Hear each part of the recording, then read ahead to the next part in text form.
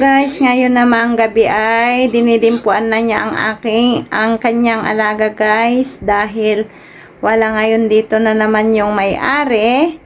Umalis na naman sila. Kaya ang aking anak na naman guys ang mag-aasikaso ng kanilang aso. Yan guys. Si hi anak. Hi. Anong ginagawa mo nak? Didimpo. Dinidimpuan mo para matanggal yung dumi. Oh, 'di ba guys? Ang gandang Hi sarap. daw siya. Si hi daw. Hi, Miggy. Oh, yan guys.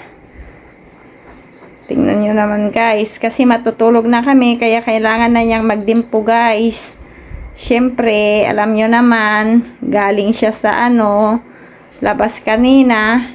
Siyempre, kailangan mo siyang, asan ba yung wipes niya, baby? Ay, sa bag mo. Yan guys. Kuha ka ng wipes,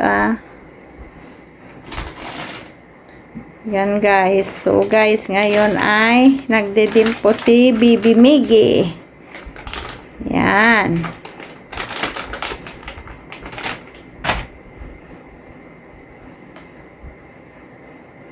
Yan, dinidimpuan na niya.